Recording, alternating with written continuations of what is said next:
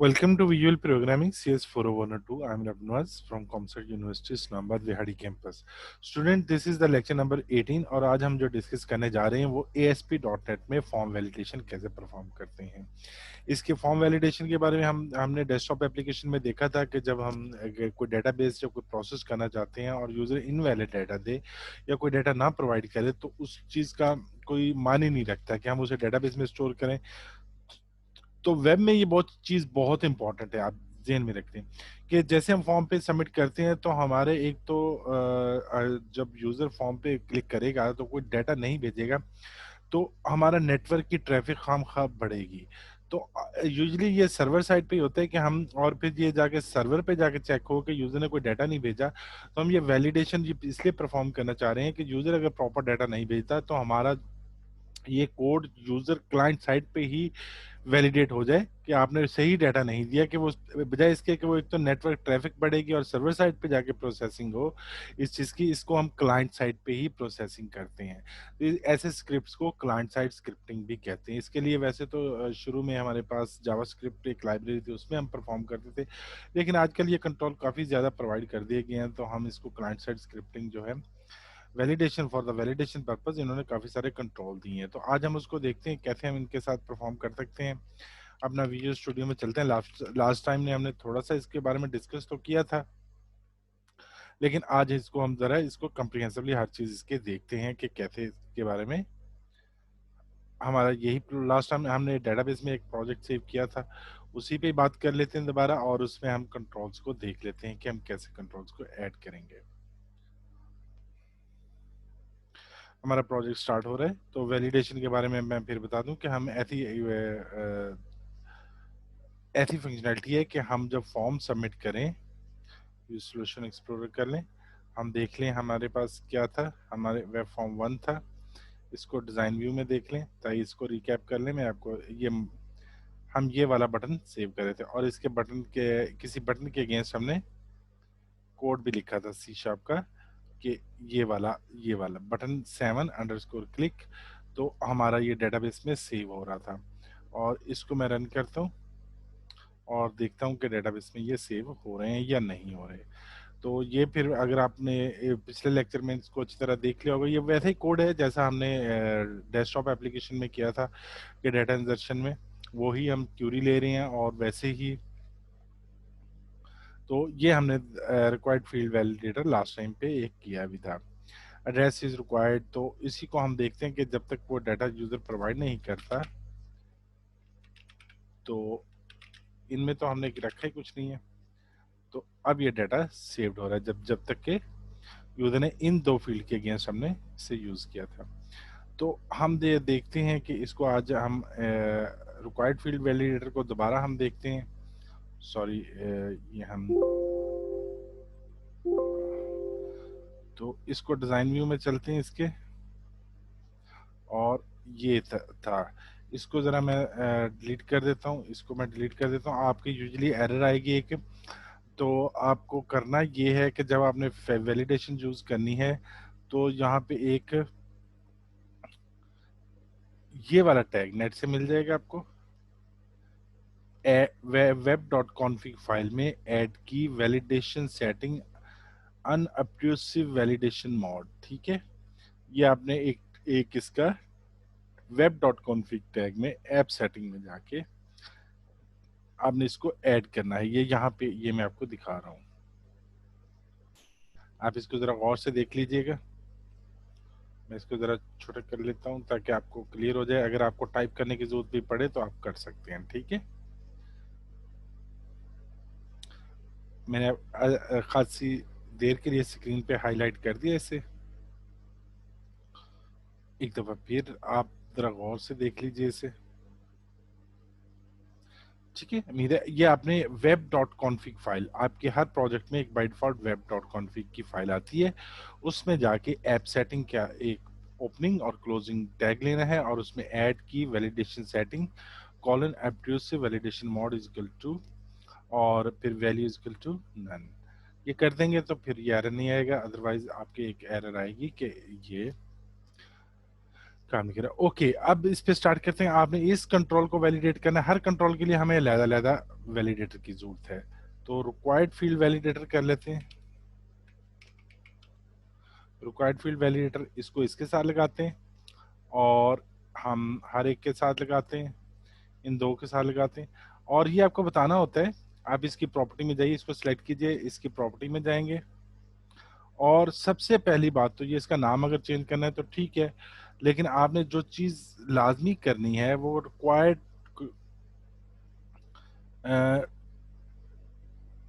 जिस कंट्रोल को वैलिडेट करना है, हम इसके जरिए इस टेक्स्ट बॉक्स को कंट्रोल करना चाह रहे हैं और वो है कंट्रोल टू वैलिडेट। ठीक है, यहां से आप जाएंगे और ये टेक्स्ट बॉक्स 1, और इसके लिए इसको मैं अभी सेट नहीं करता, तो देखिएगा क्या एरर आएगा हमारे पास। वो कहेगा कि ये जरूरी है कि आप इसको सिलेक्ट कीजिएगा।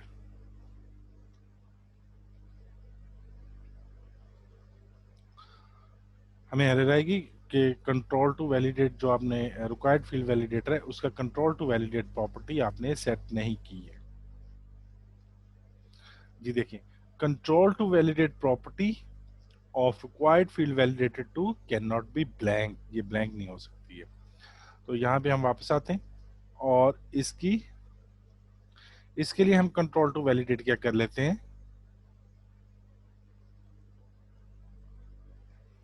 Text box 2। जी, अब आप इसके मैसेजेस भी सेट कर सकते हैं। एरर मैसेज क्या कर सकते हैं, रिक्वायर्ड क्या है इसमें, हमें क्या कर सकते हैं, address is required,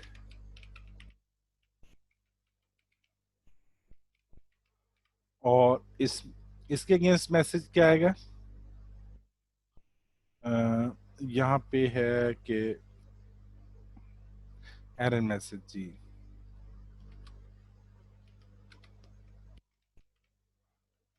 is required. ठीक है, और इनका 4 कलर हम क्या कर दें तो बेहतर है कि हाँ, आप क्या करें, बहुत आसानी से हो जाएगा, रेड कर लें और इसका भी और इसको भी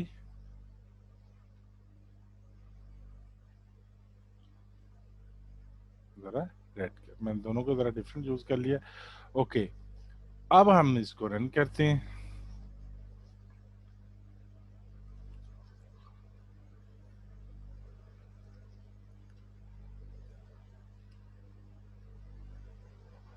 ये हमारा रन हो रहा है, उम्मीद है अब इस दफा कोई एरर नहीं आएगी।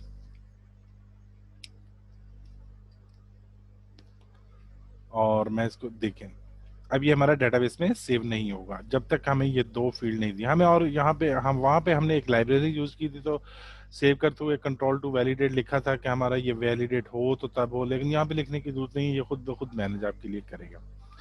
ओके,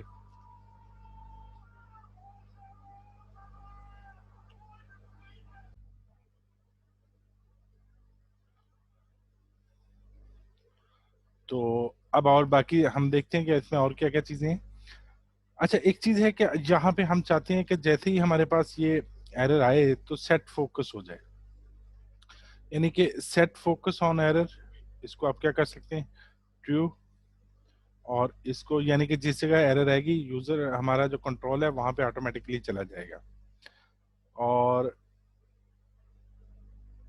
यहाँ पे डिस्प्ले है, इसको स्टैटिक नहीं करें, इसको डायनेमिक कर दें और इसके डिस्प्ले को भी डायनेमिक कर दें। ये मैं आपको क्लियर करता हूँ कि क्या है, बाकी जो फॉन्ट वगैरह है वो आप चीजें खुद सेट कर सकते हैं। अब हम चलते हैं एक और वैलिडेटर के बारे में।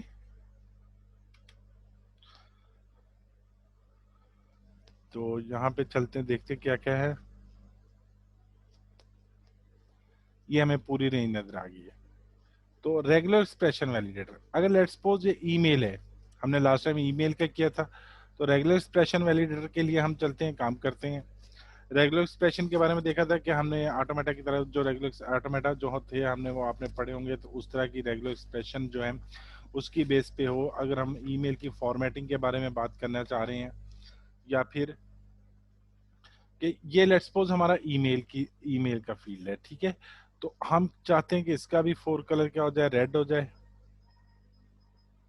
और इसका टेक्स्ट अगर है, और इसको हम क्या कर सकते हैं,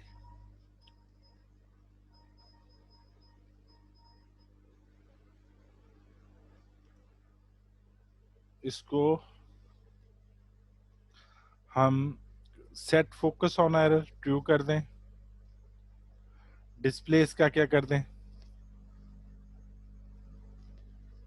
डायनेमिक कर दें, कंट्रोल टू वैलिडेट क्या करना है, ये हम देखते टेक्स्ट बॉक्स 3 है,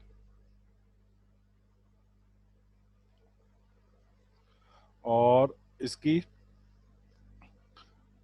अब हमारे पास है इसका जो वैलिडेशन एक्सप्रेशन है, ये आपको नेट से लेने की जरूरत नहीं है, ये इन्होंने यहाँ पे अब प्रोवाइड किए हुए हैं। कस्टम भी आप डिफाइन कर सकते हैं अपनी मर्जी से, लेकिन मैं यहाँ पे इन्होंने जो डिफाइन किया हुआ है वो ईमेल का फॉर्मेट ले लेता हूँ यहाँ से। यहाँ पे जरूर होगा हमारे पास इंटरनेट यूआरएल, फोन नंबर के मुताबिक यूएस जिप कोड, तो देखते हैं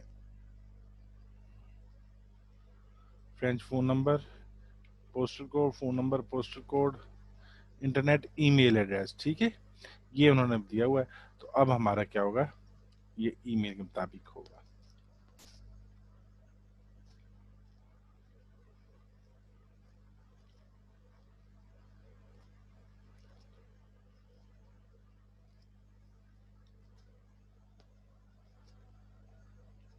इसको हम रन करते हैं, तो name is required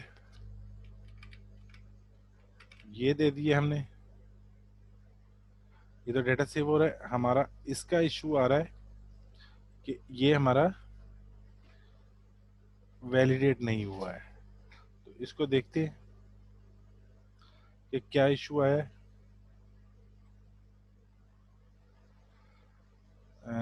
let's suppose validation expired,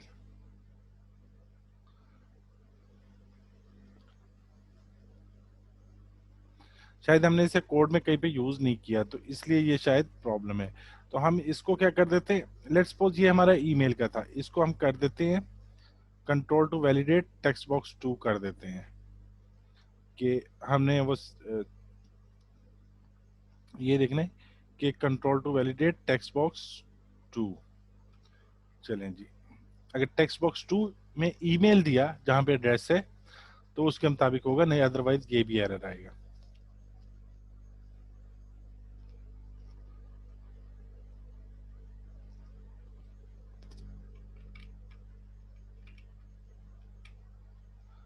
regular expression validator, अब ये वो तो रिजॉल्व हो गया, लेकिन रेगुलर एक्सप्रेशन का आ रहा है।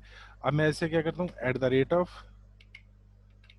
@yahoo.com, तो ये देखें ईमेल डाटा सेव हो गया, यानी कि ये फॉर्मेट ईमेल के मुताबिक होगा तो ही बात बनेगी। तो बहुत आसानी से हमने क्या किया स्टूडेंट्स, रेगुलर एक्सप्रेशन आप किसी फोन नंबर के लिए यूज कर सकते हैं, किसी पर्टिकुलर फॉर्मेट के मुताबिक जब डाटा इंसर्ट करवाना है तो आप उसको, अब लेट्स सपोज आप चाहते हैं कि एक फील्ड है उसमें सिर्फ नंबर्स ही आए, तो आप नंबर या उसमें सिर्फ टेक्स्ट ही आए, तो आप रेगुलर एक्सप्रेशन उसके आसानी से ढूंढ सकते हैं और उसको अप्लाई कर सकते हैं। अच्छा, अब मैं ये चाहता हूँ कि नेक्स्ट, ये जो बात करते हैं ना, मैसेजेस बहुत बड़े बड़े हो जाते हैं, तो मैं इन मैसेजेस को डिस्प्ले करवाना चाह रहा था एक समरी में। कैसे, जरा जाके देखते हैं रेगुलर एक्सप्रेशन, यहाँ पे ये वैलिडेशन समरी मैं इधर लगा देता हूँ, ठीक है। तो मेरे मैसेज यहाँ पे डिस्प्ले नहीं होंगे, यहाँ पे बहुत आसान है, आप वैलिडेशन समरी यहाँ पे ले लें, और हर एक के साथ जो एरर मैसेज हैं आप उनके साथ यहाँ पे हमें टेक्स्ट प्रॉपर्टी होगी इनकी, सॉरी इनको लेना है, और इसकी टेक्स्ट प्रॉपर्टी क्या कर दें, स्टार लगा दें, यानी कि ये बताएगा कि आपको यहाँ पे एरर, इसमें एरर आई है, इसमें एरर आई है, और इसमें एरर आई है। ये हमें यहाँ पे लेना चाहिए था, लेकिन चलें हमने यहाँ पे ले लिया। अब देखिएगा, बात हमारा ना फॉर्म का साइज छोटा होता है, तो हम चाहते नहीं है कि साथ साथ डिस्प्ले हो, बल्कि हम एक सेपरेट जगह पे यूजर को एक वैलिडेशन समरी दे देते हैं कि आपने ये प्रॉब्लम आई है।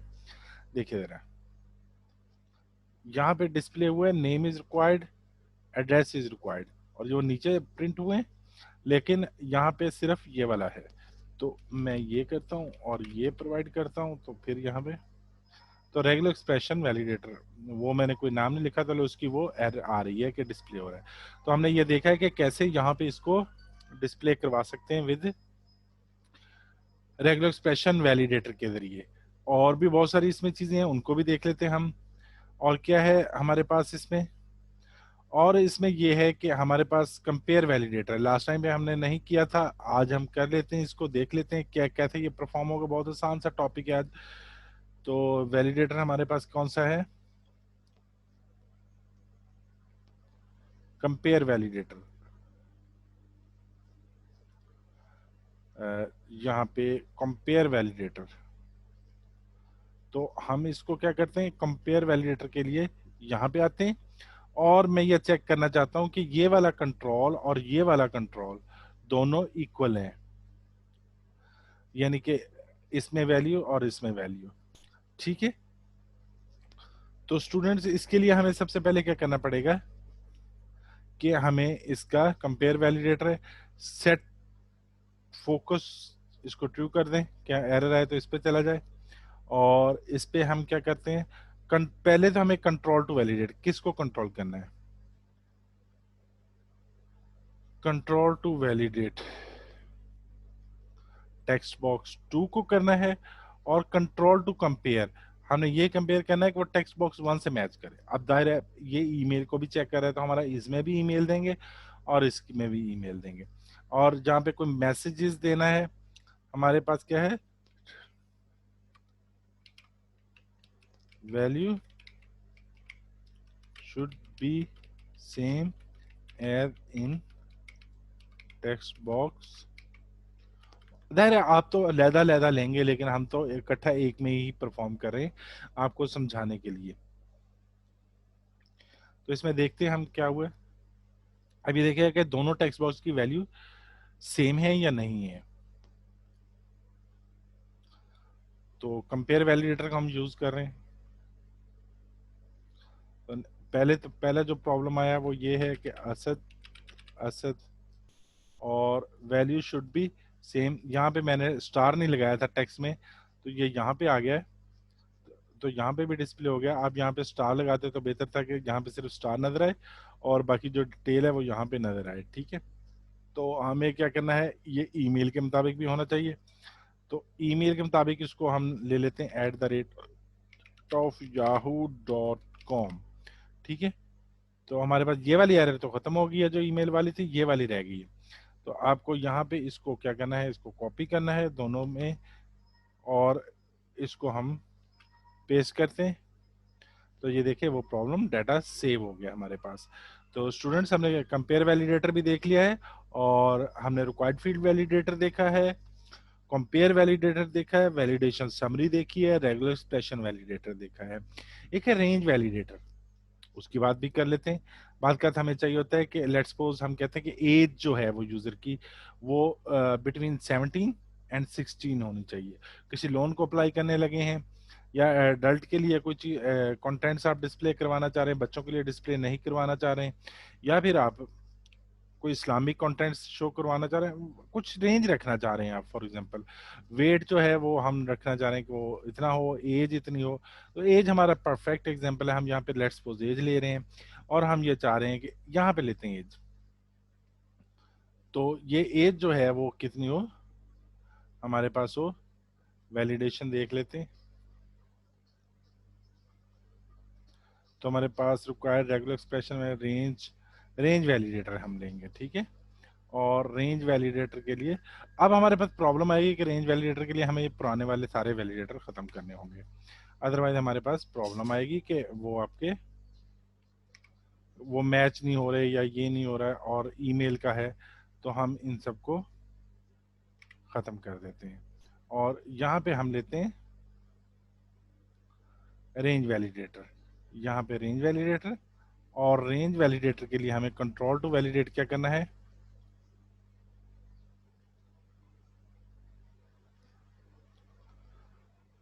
कंट्रोल टू वैलिडेट हमें टेक्स्ट बॉक्स 2 करना है, और इसका सेट फोकस ऑन कर लें, एरर जो आप डिस्प्ले करवाना चाहते हैं, फॉन्ट है, फोर कलर है, ये भी मैं सारी चीज़ें अच्छा यहाँ पे लाजमी है कि हम एक नंबर ले रहे हैं तो आप इंटीजर करें, और इसकी लो वैल्यू और मिनिमम वैल्यू और मैक्सिमम वैल्यू होगी।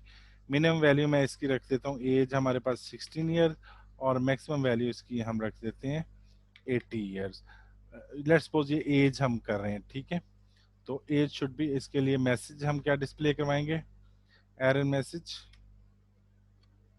लेट्स सपोज ये ड्रेस की फील्ड है हमारी, लेकिन लेट्स सपोज कि हम किसी age should be between 17 and 80। तो अब इसको देखते हैं, इसको अप्लाई करते हैं, तो वो हमारा चेक करेगा कि हमारी इस फील्ड में जो एज दी है, यहाँ पे स्टार यूज करना चाहिए था ताकि हमारा यहाँ पे डिस्प्ले ना हो प्रॉब्लम, वो हमारा फील्ड वैलिडेशन समरी में ये डिस्प्ले हो। तो maximum value can not be less than the minimum value 80 of range validator. कोई प्रॉब्लम हुई है कि हमारे पास हमने दोनों जगह पे वैल्यू जो यूज़ की है वो क्या की है, मिनिमम वैल्यू और मैक्सिमम वैल्यू कुछ, maximum value should B 80 and minimum value should B 16। और इसका क्या करें, टेक्स्ट की प्रॉपर्टी को स्टार सेट कर दें ताकि हमारा यहाँ पे डिस्प्ले वो ना हो, वो मैसेज जो है वो समरी में डिस्प्ले हो। तो देखा, वेब प्रोग्रामिंग बहुत आसान है, मज़े की है, और इसमें बहुत सारी चीज़ें, आपको सिर्फ थोड़ा सा नॉलेज होना चाहिए, अदरवाइज। अच्छा, ये डाटा सेव हो रहा है, वो शायद उसकी ज़ीरो होगा। यहाँ पे मैं क्या करता हूँ, 90 कर देता हूँ, और ये देखें स्टार आ गया, डाटा सेव नहीं हुआ पहली दफ़ा, लेकिन ये रिक्वायर्ड लगना चाहिए था, यहाँ पे साथ रिक्वायर्ड तो लाजमी था, लेकिन age should be between 17 and 18। अब ये डाटा सेव नहीं हो रहा, ये पिछले का आ रहा है, डिस्प्ले बार बार हो रहा है। तो हम इसको अगर क्या करें, इसको 70 कर लें, तो ये डाटा और ये प्रॉब्लम ख़त्म हो गया। तो हमने बहुत सारे कंट्रोल देखे हैं, इसको रिकैप कर लेते हैं। इसकी बहुत सारी प्रॉपर्टीज़ हैं, हम इनको क्या कर सकते हैं, इनको रेड कर सकते हैं, या अपनी मर्जी से कलर यूज़ कर सकते हैं। और हमने ये भी देखा है कि इनको हम कैसे अप्लाई कर सकते हैं ना वैलिडेशन समरी। तो स्टूडेंट आज के लिए इतना ही काफ़ी है, हम इसको एक नए लेक्चर में लेके, एक नए लेक्चर में दोबारा इसको डिस्कस करेंगे ताकि आपको इसकी और अच्छे से समझ आ जाए। बहुत आसान सा है, अगर कोई प्रॉब्लम हुआ तो हम इससे ऑनलाइन सेशन में डिस्कस करेंगे। तब तक के लिए अल्लाह हाफिज़, अपना ख्याल रखिएगा।